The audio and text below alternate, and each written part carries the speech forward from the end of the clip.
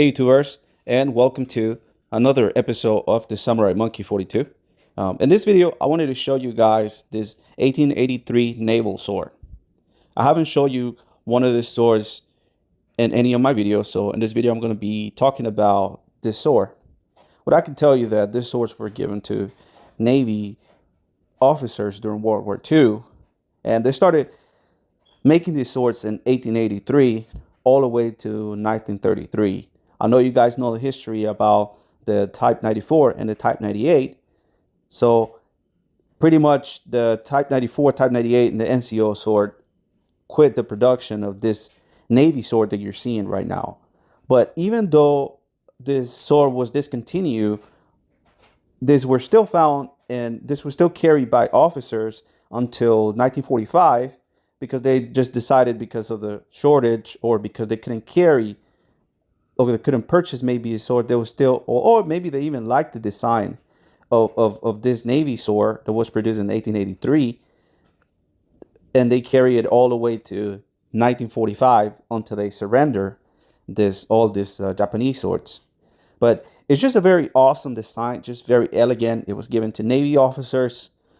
I can tell you, there are just tons of different patterns and different styles when it comes to this Navy sword, because you have to remember there were so many years that the Japanese were producing this sword, and even just that. But you can also find, mainly for this sword, you're going to find just decoration blades, meaning just blades that are just blunt. They're not sharp. They're only for parade. They're only for showing just the samurai culture.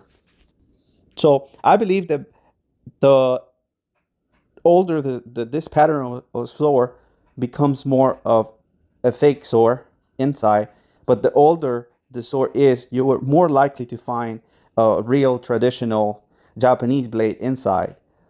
I've seen some that contain traditional made and just very important Japanese blades inside. This particular Japanese sword is just for decoration. The blade that you find inside it's not a combat blade. So it's just for decoration. And it comes with the tassel. Some collectors think that the cherry blossoms decorations that you're going to find in the sword are related to the rank of the officer. So the more cherry blossoms that you'll find in the sword would mean that the higher rank of the officer that carry the sword, but that is not correct. Actually, that all comes down to how much the officer was willing to pay to have the sword made. So that has no relation with the rank of the soldiers at the time.